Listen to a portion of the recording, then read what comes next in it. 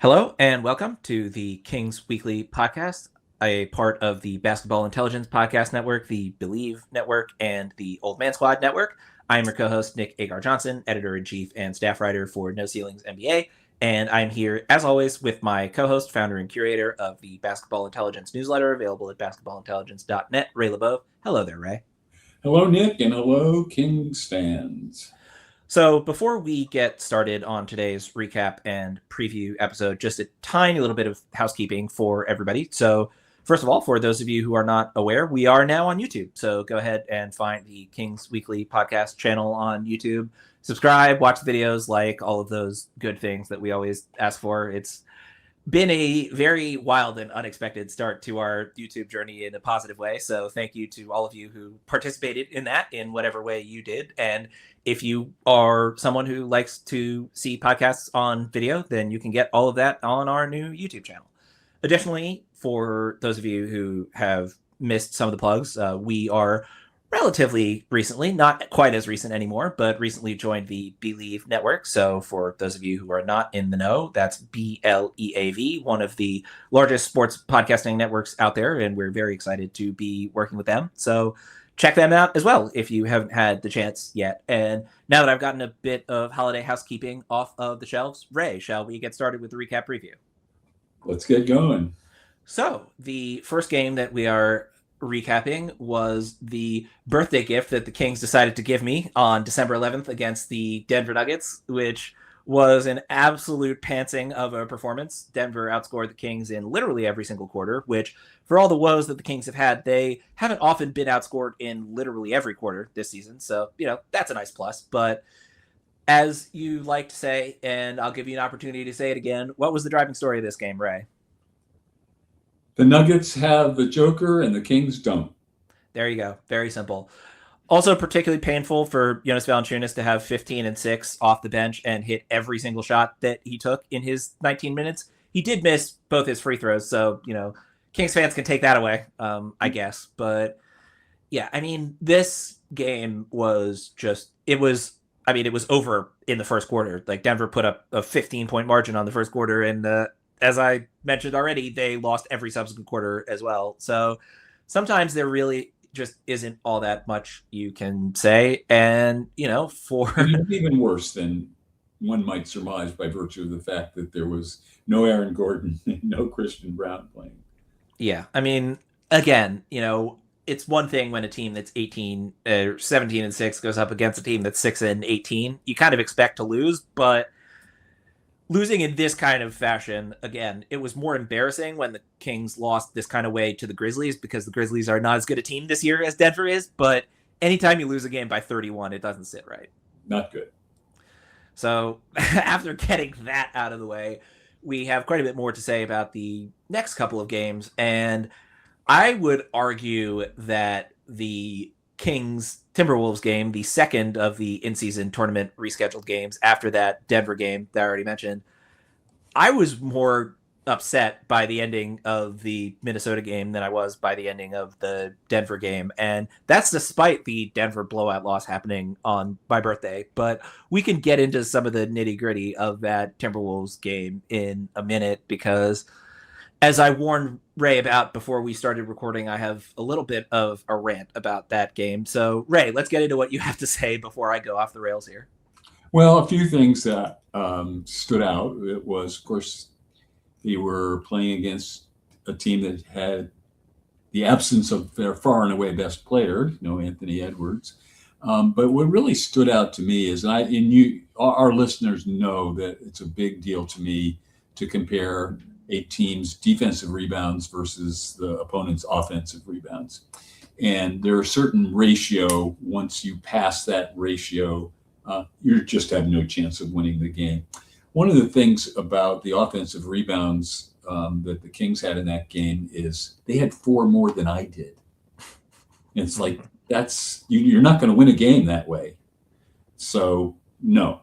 But the ratios were really quite influential there in terms of the outcome. The Kings had twice as many defensive rebounds as the Wolves had offensive rebounds, and the Timberwolves had 8 times as many defensive rebounds as the Kings had offensive rebounds. You're not going to win a game with that kind of comparative ratios. The other thing was the difference of the points in the paint, 58-40, if I recall correctly. But those are my observations of that game. Yeah, I mean, the paint points was a huge part of it. I mean, obviously that margin is slightly larger than Minnesota's 14-point margin of victory, so you can see a lot in that. But the flip side of that is just, yes, Anthony Edwards didn't play, but Julius Randle, Naz Reid, and Rudy Gobert did. And I think that's, a huge part of why they were so successful in the paint. Not to mention that Dylan Cardwell, who we will get to when we get to the Portland game, he did not play in that game. Precious Achiuwa had a very solid game off the bench, but even still, he was not enough on his own to make up that margin. And for the fact that he put up 17 points on literally perfect shooting from the floor, he also only had 1 offensive rebound, which gave him a quarter of the Kings' offensive rebounds in total. But and he had one more than I did. Right? Yeah, when you're starting when your starting center and your backup center combine for 2 offensive rebounds, not a good sign. Keegan Murray had half of the Kings' offensive rebounds on his own. You're not going to win those games. But, the part that I've been holding off on is this game. For longtime listeners of Kings Weekly, they will know exactly what is coming down the pike when I say that this game reminded me in all of the worst ways of the comeback victory for the Indiana Pacers down the stretch of, God, was it last season or the year before? I'm pretty sure it was last season. It's hard to remember at this point. What I don't forget and will not forget after this game either was just the inevitable sense that there was no way that the Kings were going to win this game, even as they entered halftime with a 1-point lead. It was like I was watching the game in, middle of the second quarter, and, the Timberwolves were starting to erase the deficit from their perspective that the Kings had put up by having a solid first quarter. And I was just watching the game thinking, there's no way that the Kings don't find a way to blow this game down the stretch. Given how we've talked about how much Doug Christie has struggled with third quarters, and just because it's nowhere near in the same realm as how much Luke Walton struggled with third quarters doesn't mean that Doug Christie isn't among the worst third quarter coaches in the league. He's not one of the worst all time, like Luke Walton was and is and will be if he gets a job for hopefully any of the other 29 teams, because that'll be a great leg up that the Kings have on at least one NBA opponent. But again, it was just watching this game, it felt so inevitable in the worst possible way that this team is going to, either the offense is going to get into pound, and hope for the best basketball. Like, I guess it must have been last year, because DeMar DeRozan was leading the charge of Doug Christie essentially just threw him the ball and said, figure it out, DeMar. And didn't work in that game. Didn't quite work in this game either, although this game was a lot more of figure it out Russ. And for all the deserved praise that Russell Westbrook has gotten from us during the season after we pilloried that signing before the season, he was 0 of 7 in the second half of this game, and certainly did not exactly positively contribute to what the Kings were doing out there in the second half. That's the shoot you out path of shoot you in, shoot you out. There you go. And, granted, he didn't play as much, and the reserves actually had a really solid second half. Dennis Schroeder and Malik Monk leading the charge with 14 points and 12 points respectively in that second half. And it's no wonder that, for all that single game plus minus is ridiculous, it is at least interesting to me that Schroeder was a flat 0 and Malik was a +1 in a second half where Minnesota outscored the Kings by 15 points. And every one of the starters that played in the second half, because Levine left early in the first half with injury, but every King starter that played in the second half was -14 or worse. Russell Westbrook was -19. Maxime Reynaud, for all the good that he's done in other games, he was -18 with 3 fouls, a turnover, and 1 missed shot in that second half. So, that sort of lends to the points in the paint stuff, where I'm not as worried about that as just the general malaise of, like, yeah, on a night where Reno and Precious Achua are tasked with guarding Julius Randle, Naz Reid, and Rudy Gobert, that's not going to be a win for your team, regardless of pretty much anything else. So Sabonis being out certainly is a huge part of the Kings struggling with points in the paint and with rebounding, the two biggest things we've mentioned. But really for me, it was just the notion of either the offense is going to clog up or the defense is going to fall apart, but the Kings are going to find a way to lose this game. And for them to lose the game by 14 after, again, leading at halftime, it was just depressing. And the Denver game was less depressing because it was just over from the start. This was one that a more together, better version of the Kings could have carried this to a win, as they did against Minnesota earlier in the season in their previous game against the Timberwolves, which is one of the 6 wins that the Kings have on the year. But just the inevitable feeling of they're going to find a way to screw this up. I mean, it is, fundamental to Kings fandom to feel that way, but it's one thing to feel that way about a team that was falling apart down the stretch of a 40-win season, and another thing entirely to feel that about a team that is a third of the way through the season now and still only has 6 wins. Well, I have a question for you. Oh boy. Okay. So I'll start with my premise. My premise is those of us who remember Doug Christie as a player would all say, I believe, was one of the highest IQ players in the league. If you've ever spoken with him or watched him in a sort of non-strategic context, but just talking generally, he's a high IQ person. He's a high IQ person, and he's got a high IQ basketball IQ. If you watch after a Kings loss in the press availability, and they ask him, what do you need to do differently, or what strategically changes or tactical changes need to be made? The answers never make any sense. If I were being charitable, I guess I'd say they're mush. And that doesn't make any sense to me. Now, if he was not at that level of super high basketball IQ and super high regular IQ, I'd say, okay, yeah, I mean, what do you expect? But yeah, if Luke Walton said something stupid, I would be like, yeah, exactly to expectations. But he's not. And how do you account for that? Is it like, I don't want to say anything that's going to embarrass anybody? I've been instructed not to say anything, or gee, quote, I need to look at the film. How do you account for it? I would say somewhere you can't. I mean, the simplest answer is I can't really, but I guess my thought on it is I think it's somewhere between the embarrassment and the instructed of, like, we've kept the elephant in the room quiet for long enough, but, like, simply put, the Kings star players are not playing like stars. And, by stars, I mean purely in terms of the evaluation that someone in a combination of the ownership and front office has of the value of the players based on the percentage of the team's salary cap that is being occupied by said players. And so, when you get that kind of a dynamic, those players, and I mean, we can say Zach LaVine, but, like, they're getting the vitriol from fans that clearly Christie feels a need to counteract. And how much of that is Christie on his own defending his players? Because, again, the one positive from the Doug Christie coaching experience has been that he seems to have a better relationship with the locker room than Mike Brown did, which, unfortunately, given how the Mike Brown tenure ended, is not the highest bar in the world. But, from that perspective, it makes sense to me that his goal here would be the players are getting enough from the outside. We don't need them getting that kind of thing from the inside. But that's a flimsy thing at best. And I was actually more upset by his press conference comments following the next game that we're going to talk about than anything from this game. But yeah, I mean, it's getting to a point where just on the most basic of possible levels, this is someone who should be media trained better than this.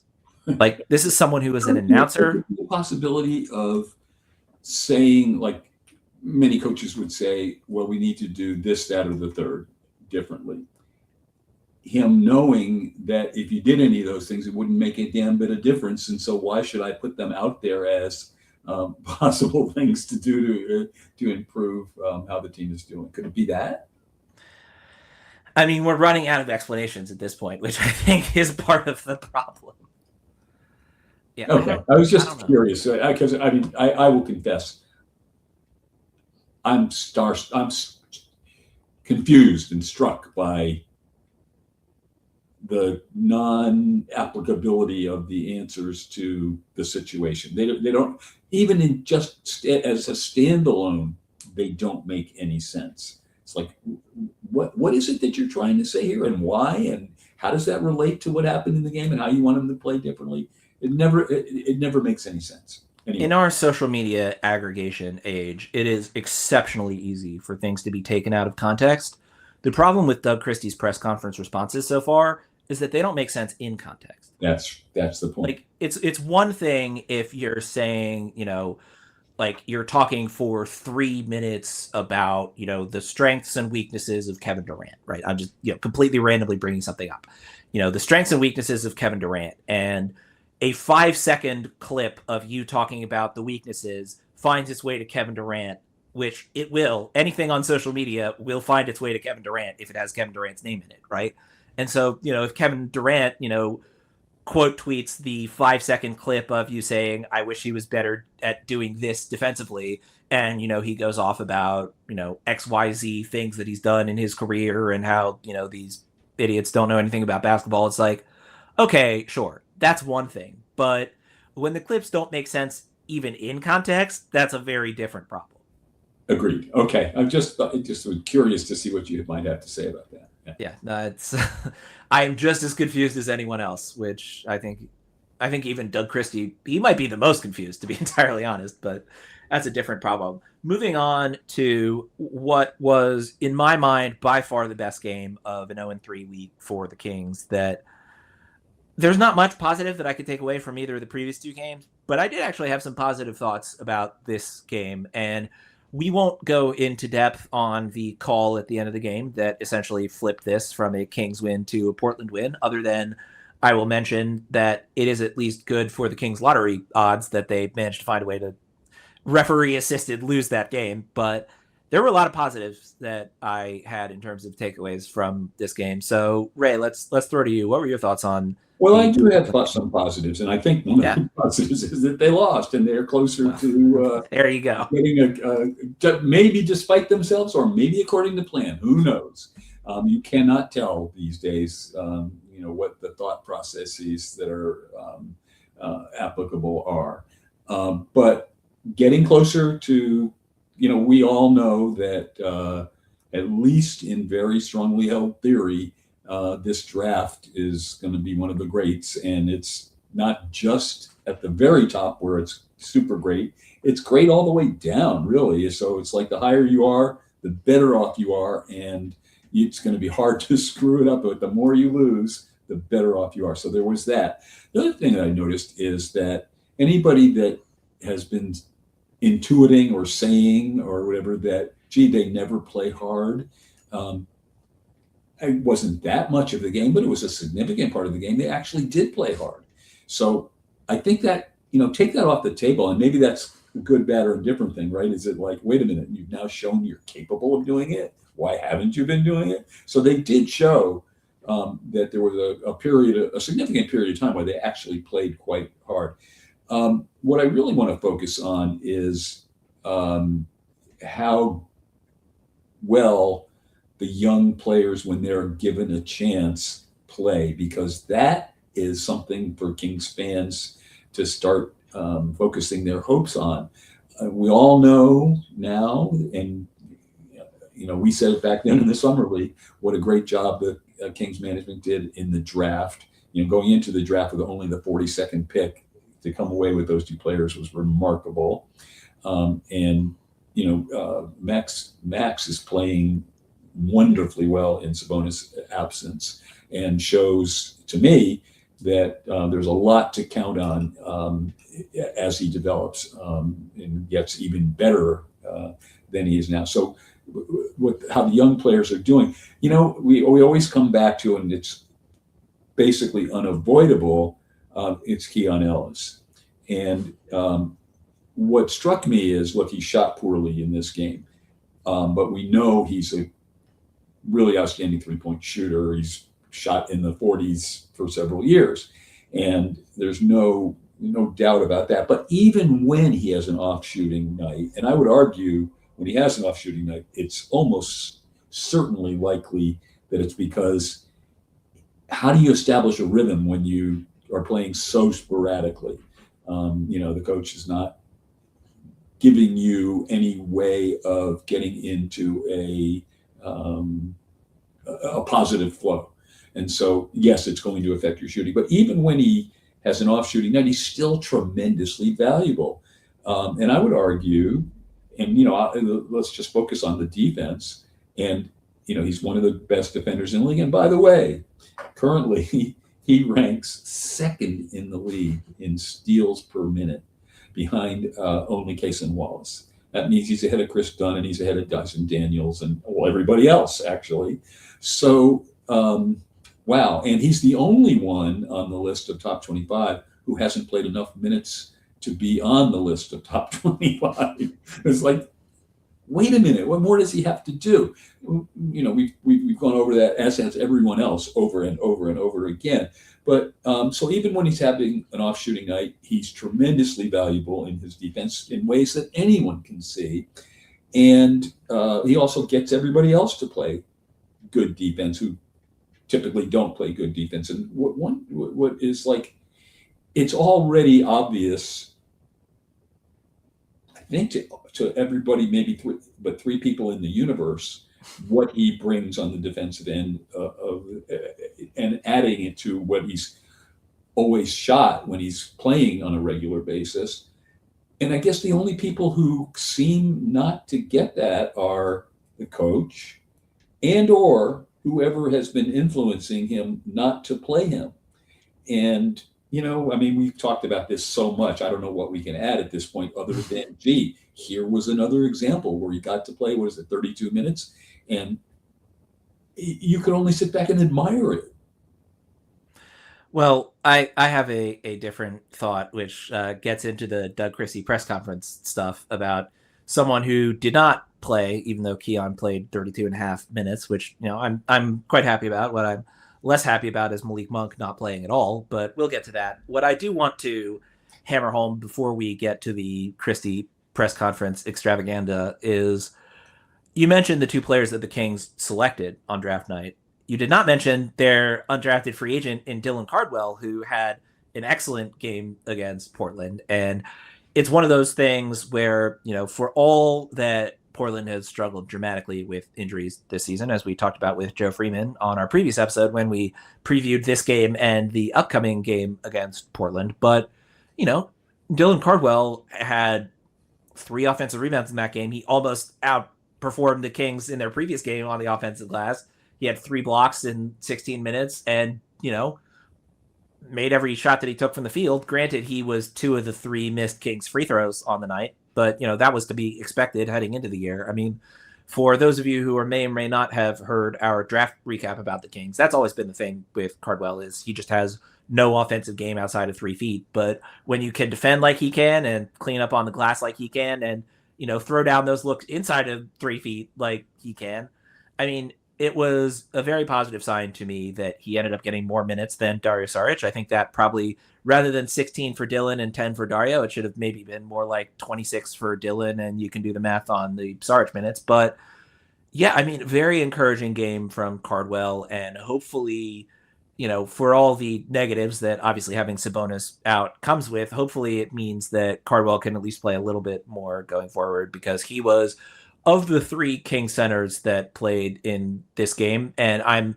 purely for accounting purposes referring to Reynaud as a power forward, just in the discussion of Oshawa, Cardwell, and Saric, there's value to Precious Oshawa playing. I don't think there's any reason that Saric should play over Dylan Cardwell going forward. And, that's a more negative way of framing it. And I do want to circle back to positives because, again, Cardwell was great in this game, and he did exactly what the Kings needed him to do. And sure, it was against a troubled Portland front line, but even still, he provides things that the Kings need that, it would be a great sign, I think, going forward if the young players, period, played more. But Cardwell in particular is someone who, he's only gotten into 4 games this season, and he's been tough watching one of those games. But other than that, very effective in the minutes that he's gotten to play. And hopefully we'll see more of those going forward. And we should add in Keegan because of course. Playing injured, whenever he's really given the opportunity to be himself, we know he's an outstanding rebounder. We know he's an outstanding defender. Well, sorry, just to clarify, we know that he's developed into an outstanding rebounder because the start of his career, that was not something in his No, but we're talking about current Keegan. For sure, we can count on him to be a good rebounder, in spite of what we said about how the Kings have been offensive rebounding recently. But he can do it, and he's quite a competent plus defender. And I would argue, and I'm not the Lone Ranger on this, I think everybody has observed this, that the older players that they brought in last year who were very ball dominant really restricted his offense. And, he functioned as well as he could under the circumstances of that particular context. And now we see when that context isn't present, what he can do. And I would argue, my expectation would be anyway, that the more he gets to be Keegan offensively and play to his strengths, the better it's going to be, and the more we're going to see, and the more he's going to be a great fit, assuming other rational decisions are made by the team management going forward. I mean, it's funny because in a lot of ways, I think him breaking the rookie 3-point record kind of skewed people's perception of him. But scouting him when he was at Iowa, I mean, he had one of the most complete offensive games of anybody in his class, right? It was like that was the selling point. The defense coming around in the way that it has was more of a sort of hopeful thing of, hey, maybe he can figure this out. But, he's not the quickest 6'8" guy, not to say he's slow, but he doesn't have any of the sort of wild athletic tools that you associate with people who tend to be spectacular defenders at that position. And, with Keegan, I mean, just watching him from early on in his rookie year where he had absolutely no clue where he was supposed to be to how much better he was. Rookies. Yeah, like almost all rookies, exactly. But, even still, like that to me heading out of his rookie year was, okay, is he going to be good enough as a scorer that, he can continue to play despite the defense? And, by March and April of his rookie year, I was like, okay, he's figuring some things out. He's on a good trajectory. And then his sophomore year, he was much better defensively. And then, year 3, he was, year 2 and year 3, he was, I would argue like 4th team all defense, right? Like, not good enough to get named to any of those teams, but pretty close, especially in terms of forward defenders. And what he's done this year is essentially add, defensive playmaking rather than just being sort of a, shut down angles guy. I mean, he had 2 steals and 4 blocks in this game. He had 5 blocks in the previous game. He's averaging 1.5 steals and blocks a game after, I don't think, being above 1 per game in any of his prior seasons, right? Like, he has grown so much on the defensive end. And in this game, he went 1 of 4 from 3-point range, but most of what he did was create good looks for himself inside the arc. And that's the part of his game that he has not had room to explore in any of his prior seasons. So, the 3-point percentage being as low as it is, it's obviously a concern. I think the flip side of that is literally every single year of his career, he's been much better in the second half than in the first half as a 3-point shooter. I'm expecting that to happen again. He's also still recovering from injury in a way that... And the types of injuries that are going to affect your shooting. And last season, as I mentioned no fewer than 74,000 times, his shooting percentages after he came back from his ankle injury in January last year, he was shooting 38% from 3-point range after he came back from that, right? So it's like, I fully expect him to end the year well north of 26% from 3-point range. Everything else he's done this year has been a pretty significant step forward from last season. And a huge part of that is, he's gotten to take a lot more shots than he did. I mean, the fact that as a third-year player, he took 2 fewer shots per game than he did his sophomore year tells me that the ball was being monopolized in a way that was not beneficial to Keegan Murray. And a lot of the early stuff this season has shown positive signs of, hey, when like Keegan's always been an efficient shooter inside the arc. It's just the outside the arc stuff has varied, but he was not expected to break the rookie 3-point record heading in, right? And I think that sort of skewed the perception of, this guy's not shooting like he did as a rookie. He's clearly declining. It's like, well, part of that is that he's always better in the second half. Part of that is that this year and the first half of last year, he had very obviously explainable injury issues that led to him not shooting as well. But when he gets to have the ball in his hands as much as he has in recent stretches, there are a lot of positives to be found with allowing Keegan to once again have the ball in his hands more like he did when he was so successful at Iowa. Agreed. So the final thing that I feel like we do need to at least mention before we get into the preview portion of the show is the Doug Christie press conference. And look, we mentioned the, Keon getting 32.5 minutes in this game. Malik Monk was a DNP CD. And in the previous game, it was the reverse. Malik Monk played 27 minutes and Keon Ellis was a DNP CD. And, again, with a lot of what we're not touching on is the fact that Zach LaVine did not play in this game. To me, that just makes the minutes distribution even more ridiculous. Like, so given that this was an overtime game, LaVine probably, if he had played, would have been somewhere in the 40-ish minutes range. I mean, Keegan played 43 and Reynaud played 37 and DeRozan played 35. So and also just based on the minutes distributions for the Kings this season, right? The expectation would be, hey, LaVine plays 33 minutes a game in non-overtime games. So in an overtime game, it's probably going to be 37, 38, right? The fact that Doug Christie could not find a way to get Malik Monk on the court in a game where, again, for all the positives that I think it brings that Keon Ellis played as much as he did, Dennis Schroeder played 22 minutes and was at best. I thought he had a pretty poor game personally, but either way, 22 of those minutes, you couldn't give Schroeder 15 and Monk 7. You couldn't give Monk 15 and Schroeder 7. Dario Saric played 10 minutes in this game and Malik Monk did not play at all. It's just, I get that Sarge plays a different position, obviously, right? That's, I'm not denying that. I've just, the fact that Doug Christie has said what he has said about the minutes distribution is one thing.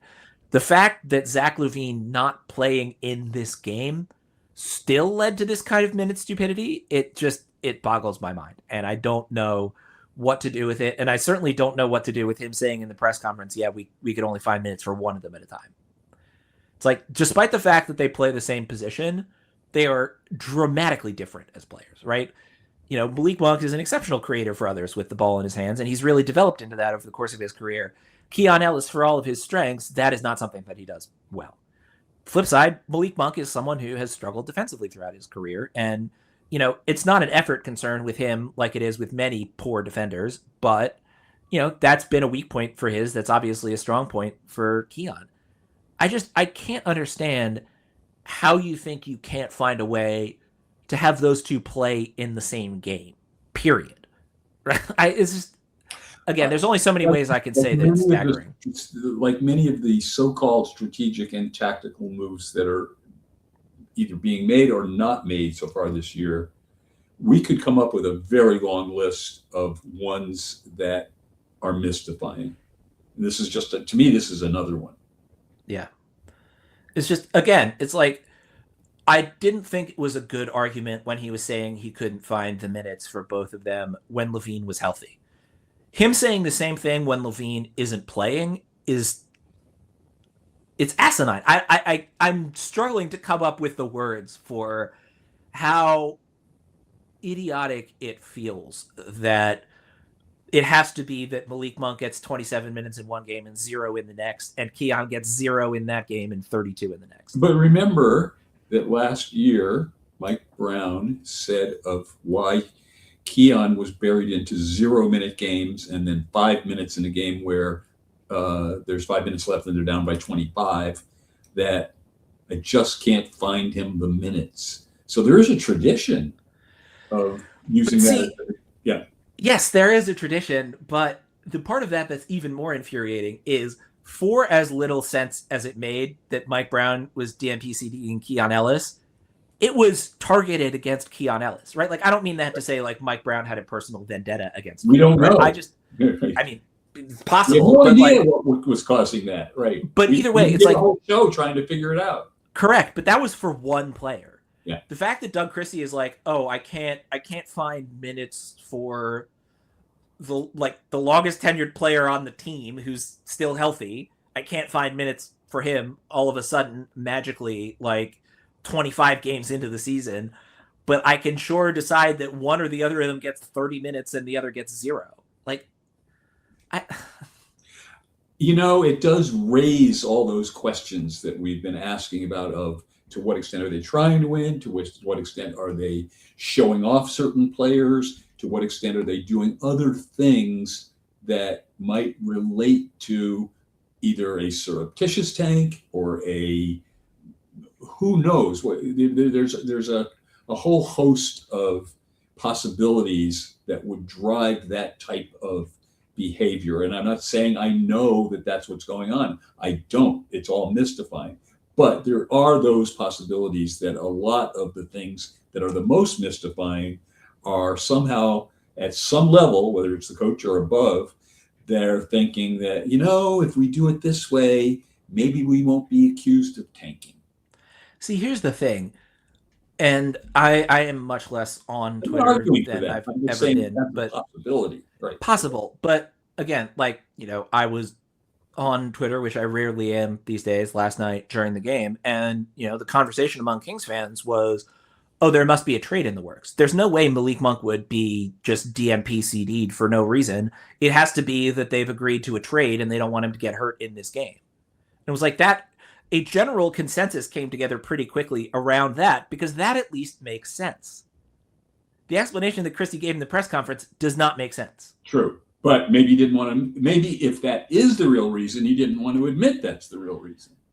We're recording this on Friday afternoon, relatively late. If that trade had been agreed to, it would have happened by now. Anyway. Yeah, there's been a lot of mysterious conduct in regard to a whole host of issues relative to the team this year. And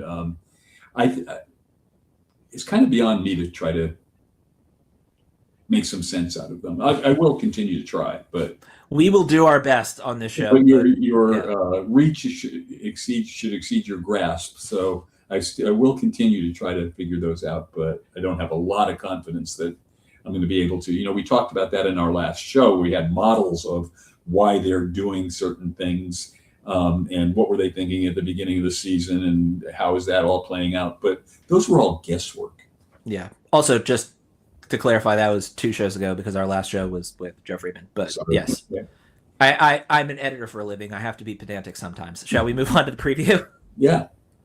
So the next game up today, as you're listening to this, tomorrow as we are recording it, is the second half of the home and away between the Kings and the Portland Trailblazers. And if you want thoughts on the matchup between those two teams, definitely check out our last episode with Joe Freeman of the Oregonian and OregonLive, because he knows the Portland Trailblazers a heck of a lot better than we do. So, there's great insights from him in that episode. Go and check that out if you haven't.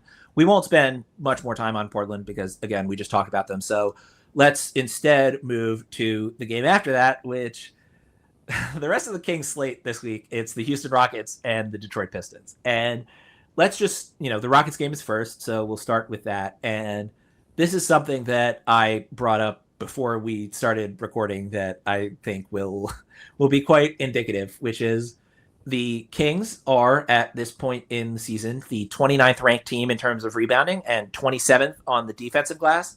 The Houston Rockets are number 1 in the league in rebounding, despite being 14th in defensive rebounding. And the reason for that is that they are so far ahead of the rest of the pack in terms of offensive rebounding that they still lead the league in rebounding just because of that advantage. And, obviously Steven Adams is the leader in the clubhouse of the Rockets offensive rebounding, but they've been doing this as a team, right? I mean, Şengün, 3.2 a game, Amen Thompson, 2.7 a game. Clint Capella, 2.5 a game in 11 minutes a game, which is maybe more insane than the Steven Adams number, but that's a side point. I mean, yeah, they do it across the board. Their top 7 players all average 1.5 offensive rebounds a game or more. It's a team effort, and it's the exact opposite of what the Kings have been doing this year. So, for all that, obviously, Houston having Kevin Durant is going to be a huge problem for the Kings, and Alperen Sengun having yet again a breakout season, I would argue. I mean, he's clearly improved from where he was last year, and last year he was pretty special. So, his first All-Star berth, et cetera, et cetera. And yeah, it's going to be a tough game for any team to face this version of the Rockets because they're a really good basketball team, but their particular strengths are just going to be absolutely brutal for the Kings to try and deal with. And isn't the presence of Adams magnified by the absence of Sabonis? Yes, correct. So, that'll be what that is. But yeah, I mean, in terms of matchups to watch out for, Tari Eason is day to day. He's been in and out of the lineup all year, but he is technically leading the league in 3-point percentage right now. And the other interesting thing about the Rockets matchup from the Kings perspective is the Kings have been much better at 3-point defense than I would have expected. Just, having watched them, I think there's probably a lot of variance in that. And the end of the year, the Kings will not be 9th in opponent 3-point percentage, but Houston is dead last in terms of 3-point attempts per game. They're also 3rd in terms of percentage. When they take them, they make them. And so I will be fascinated to see if this is a game where Reed Shepherd gets to just run wild, because especially if Devin Carter isn't back, I mean, the Kings have struggled with point of attack defense all year. And when you have someone who you're trying to defend at the point of attack who's as exceptional of a 3-point shooter and 3-point shot creator as Reed Shepherd, I would be worried about him potentially going off in this game. I think that raises a really good and interesting point regarding the 3-point shooting. We have observed over the past several seasons that the Kings don't really guard the 3-point line very effectively or efficiently. And seems like most of the time it's because maybe it's scheme. I don't know. Maybe it's scheme, and maybe it's personnel, and maybe it's effort. But they often wind up with a huge physical gap between the player they're supposed to be guarding and where they are defensively when that person is taking a 3-point shot. And so what you're speaking of, I think that's something really to look for. If that's going to happen against a team that is 3rd in the league in shooting percentage, that the nearest defender is 5 feet away, oh my God. Well, there's also the added unfortunate element that, based on the rotation, this is going to be a Malik Monk plays and Keon Ellis doesn't game. So, with that in mind, I mean, Keon is probably the best equipped, other than maybe Devin Carter, to be the Reed Shepherd defender. So the fact that we know that he's not going to be playing in that game is, unfortunate. But hey, at least we know he'll be playing in the next game against the Pistons, and Monk won't.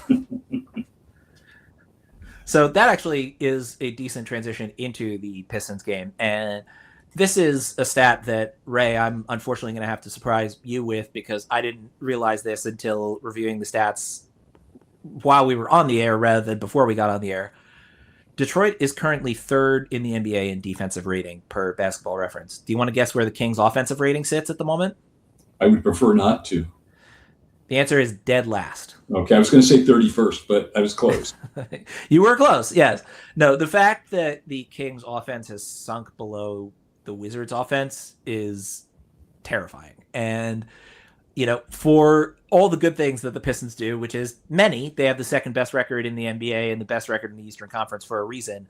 The fact that they're as good as they are defensively, I mean, you mentioned before we started recording that Jalen Duren is going to be a problem. Yes, Jalen Duren is going to be a problem. Jalen Duren is also a problem for everybody. And Sure. The flip side is that, for the number of high-level defenders that the Detroit Pistons can throw at teams, I mean, talked about Amen Thompson for the Houston Rockets. The Kings are going to see his twin brother Asar in this one, and that's not going to be fun. I mean, Duren has been spectacular on both ends this year. Ron Holland is one of the best young defenders in the league, just absolute chaos on the court. And, again, it's something that even for a team that was better than the Kings have been, the Pistons are a tough defensive matchup, but it's, again, like the third best defense in the league versus literally the worst offense in the league. There's not much more I could say than that. There isn't a lot more to say about that. Stay tuned. Maybe we'll see something that we don't expect. And maybe, this will be by virtue of those sorts of things, a good test for people to see in terms of how are the Kings playing any differently given the context. Yeah. The good news is that, the Rockets are the number one rebounding team in the league, and the Pistons are a paltry second best rebounding team in the league. So, the Kings get the benefit of not having to, just another big break there. Yeah, for sure. Yeah, they only the third best offensive rebounding and second best total rebounding team as opposed to the best at both. Can we talk about the schedule a little bit now? Yeah, let's I can't find a better note to wrap it up on than just a reminder of how hideous the schedule has been for the Kings. A lot of things are their fault, but that is not. That is not their fault. And in fact, they've been, punished by the NBA cosmos in a way that's just, it strikes me as extremely unfair. First of all, we noted, and we talked about for a long time, maybe even before the season started, about the 13-game stretch from hell that started December 1st. November 1st. I'm sorry? November, not December 1st. I'm sorry, my bad. Yeah, November 1st. And that's just been far and away the most difficult stretch that any team has had during that period. And in fact, it's probably the most difficult stretch that any team's going to have of 13 games anytime during the season.